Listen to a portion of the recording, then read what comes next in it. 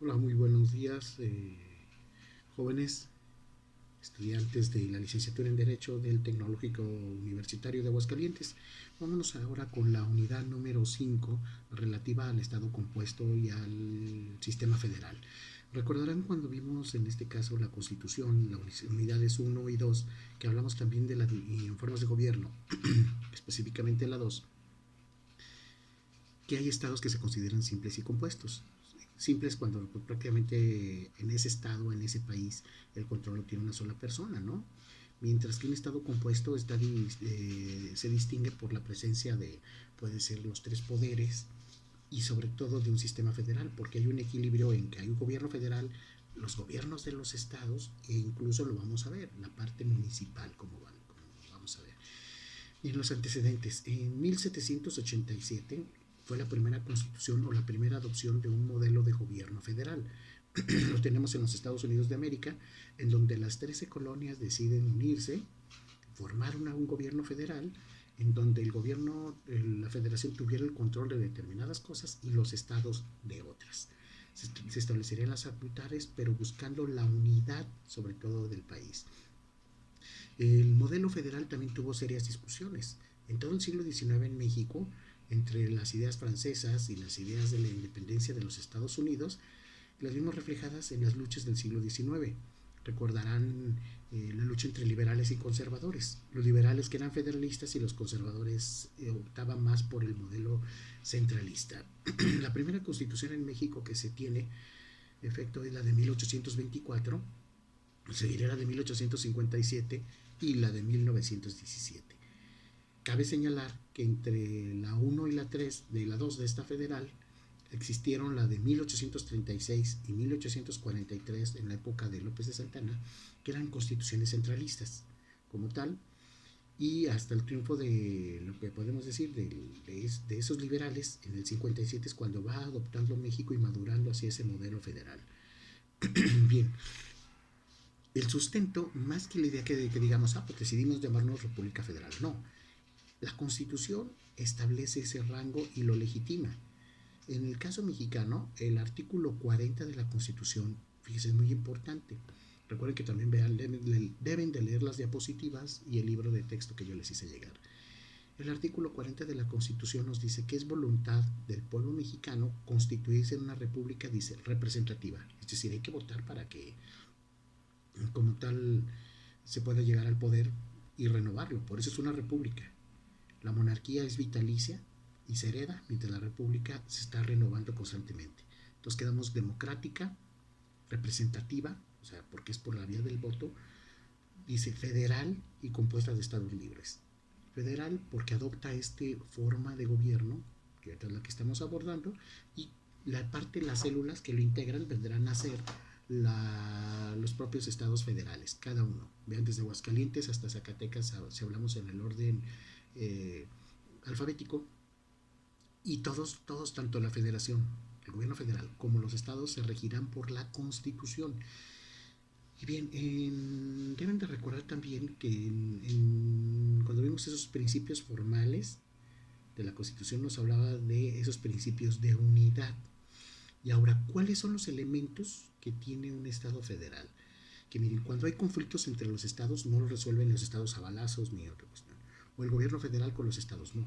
Lo resuelve la Suprema Corte. Porque la Suprema Corte de Justicia es quien va a vigilar la legalidad y el cumplimiento de la Constitución. Entonces, si hay conflicto de competencias, conflictos de índole hasta parte política, tendrán que ser resueltos con base en lo que establece la propia Constitución. ¿Va?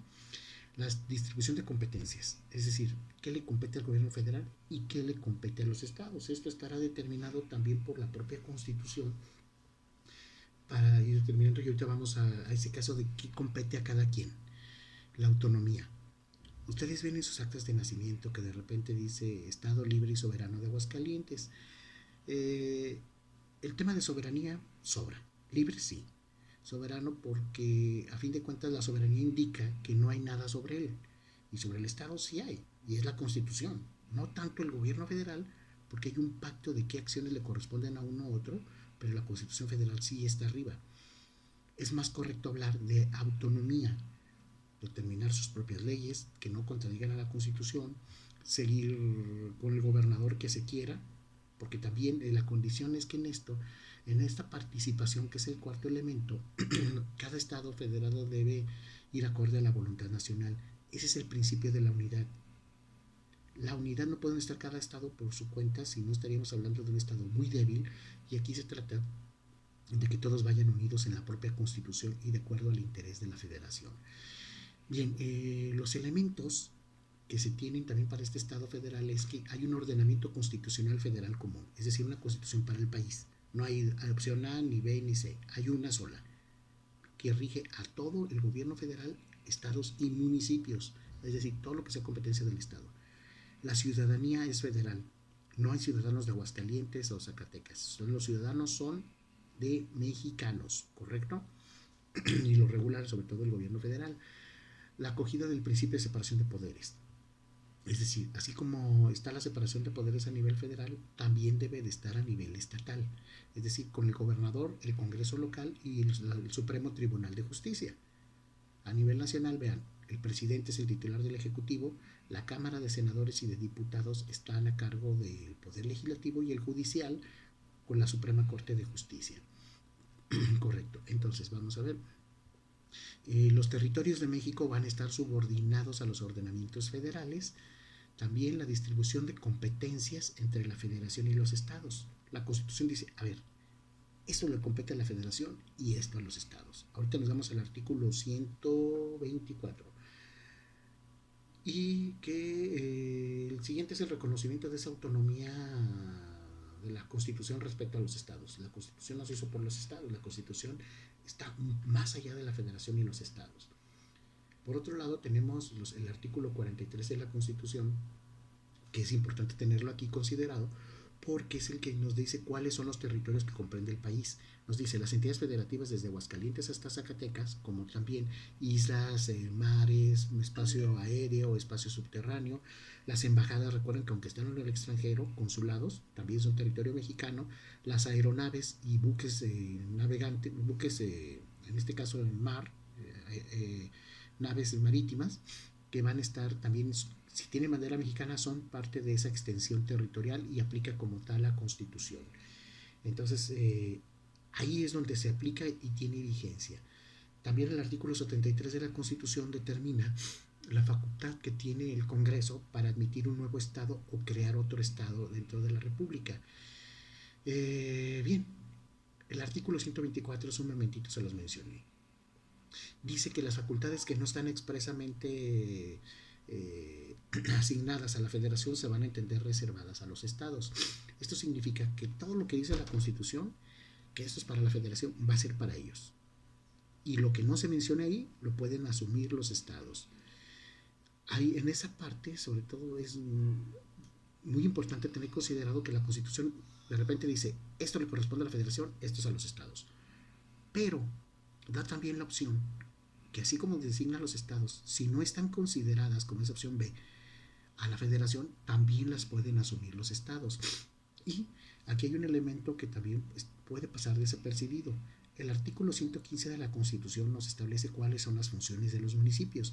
Entonces estamos hablando de que la Constitución determina para esta parte del sistema federal qué le corresponde a la federación, qué le corresponde a los estados y qué le corresponde a los municipios a través del 115, que principalmente son los servicios públicos que son en cercanía con la ciudadanía. Bien, finalmente, ahorita que les estoy hablando del municipio, en el año de 1999 el presidente Zedillo hace una reforma, casi para terminar su sexenio, con la idea o con la intención, es que ha sido criticada, ¿no? por la fortaleza de muchos municipios, pero la idea era que los municipios despegaran, que generaran sus propias finanzas, sus propios criterios, lo cual no sucedió así. Muchos municipios siguen en el olvido y pues es un tema que todavía hay que seguirlo trabajando. Y junto con esas facultades que le llaman explícitas, ya ven las que mencioné ahorita, las que dicen que está asignada las que, para la Constitución, y si no están a la federación, pero si no están asignadas a la federación las pueden absorber los estados, hay otras facultades que la propia Constitución reconoce como concurrentes. ¿Cuáles son estas facultades concurrentes? Son aquellas que tanto puede realizar la federación como los estados e incluso los municipios. Pero cada quien, por ejemplo, materia de salud. En materia de salud hay cosas que le corresponden a la federación, como está dicho en la Constitución, pero hay otras que va desarrollando también los estados. En materia de salud, en materia de educación, vean, SEP, Instituto de Educación de Aguascalientes, y SEA, Secretaría de Salud México, ¿no? Entonces, igual también en la parte municipal, hay municipios que tienen instancias de salud, instancias de educación, sobre todo buscando esas facultades que concurren, vean, concurrentes, la federación, estado o municipios. Les recomiendo, lean sus diapositivas, lean el libro de texto que les he cargado y nos veremos aquí en la próxima sesión de la Supremacía Constitucional. Hasta luego.